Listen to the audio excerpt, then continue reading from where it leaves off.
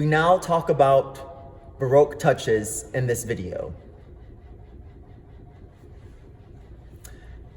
In this video, we will talk about Baroque touches. We begin with Nun bitten wir den Heiliger Geist by the 17th century North German composer Dietrich Buxtehude.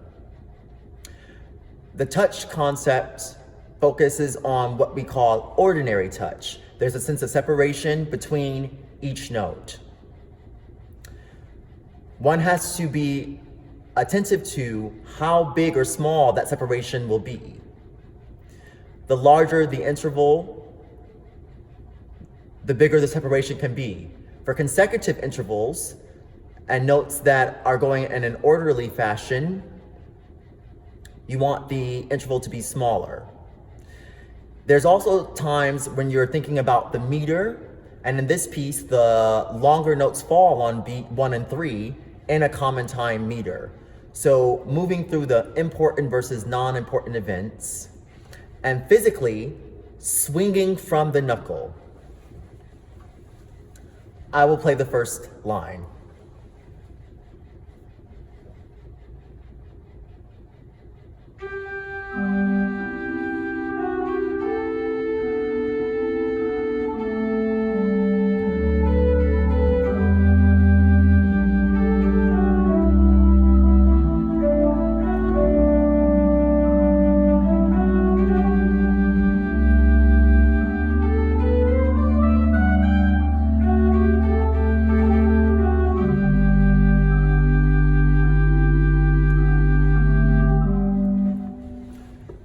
So the hand basically shifts.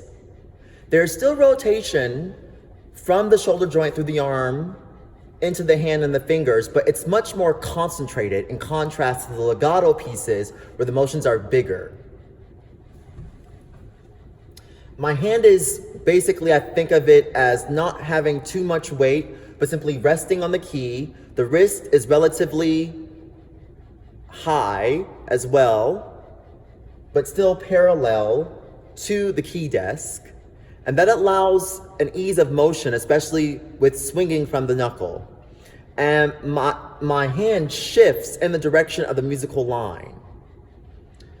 This is very apparent, for instance, in the scalar passage, where I'm using paired fingering of 4-3-4-3, and I'm making one gesture upwards.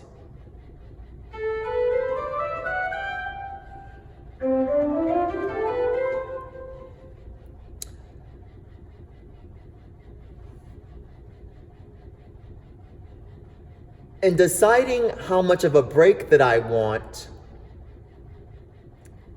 the finger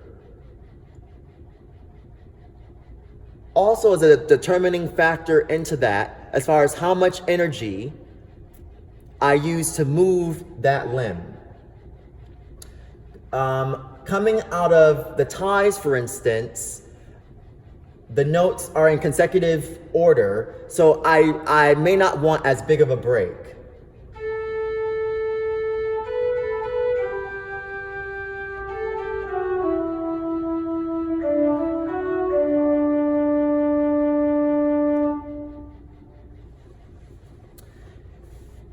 In the next line,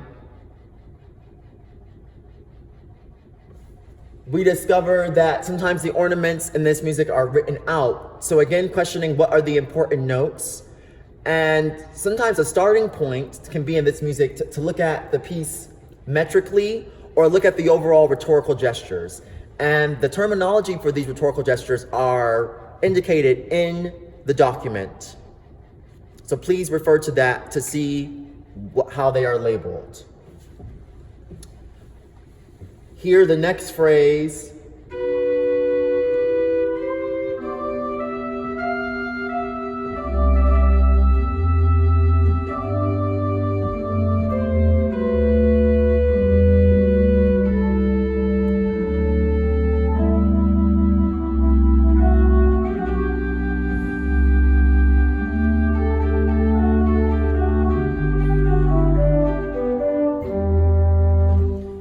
This is an indication where I'm going for the strong beats of 1 and 3.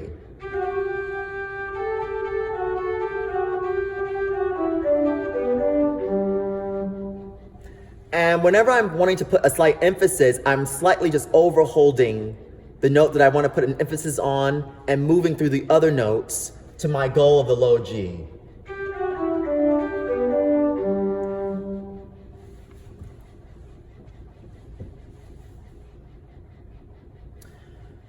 Going on,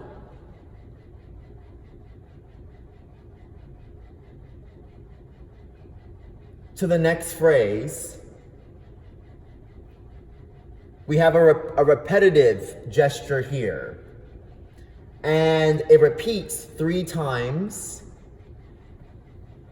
And again, varying the touch of how much the finger swings from the knuckle and how long I hold the note.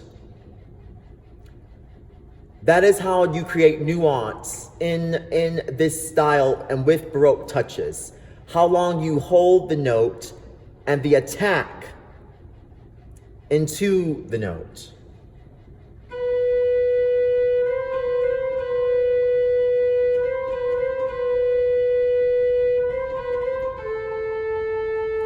So on the third one, I took just a little bit of time there just to create a bit of a difference there. And you're basically replicating speech, basically, of this time.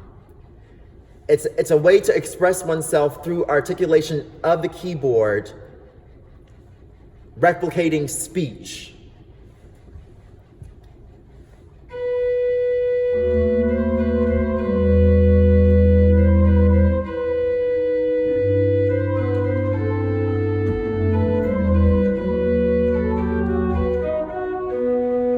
Here we have wider intervals.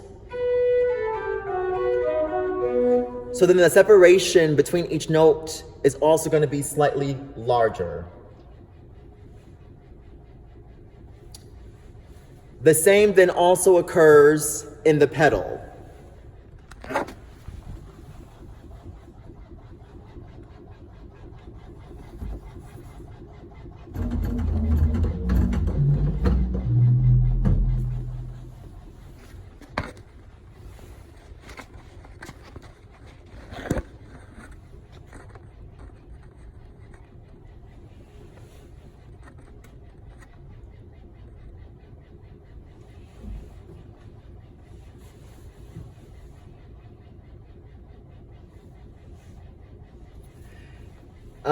The next phrase, we start off with these moving gestures, but sometimes the moving gestures don't start on the downbeat. They start on a weak part of the beat. And again, there's still a sense of preparation that has to be done, but there won't be an emphasis. You start by falling, fall.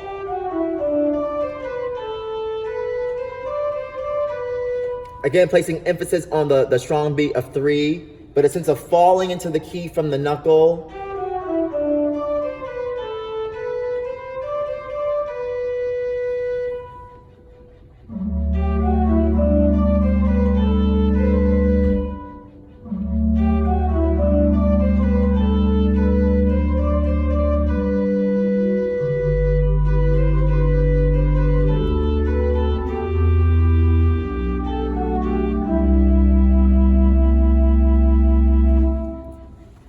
The piece continues on with these type of intervals that are close to each other and also larger intervals. Here in measure 24, the entire measure is made up of the moving interval.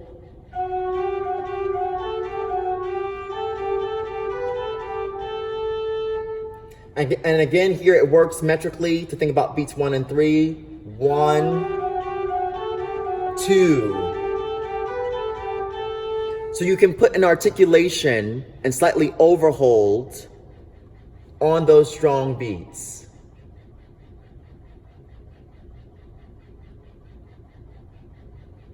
The same applies with the scalar passage when it descends.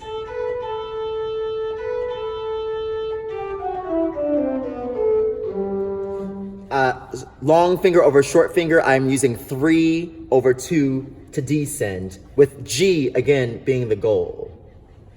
I'll do that slowly.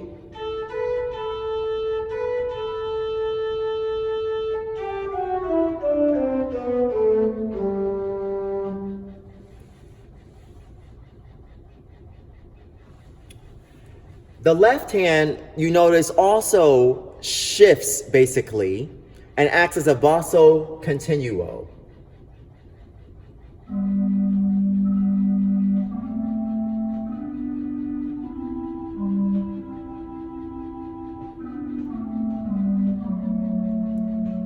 And that we have scholarship that gives different treatises from composers where they support shifting using the same fingering for this style.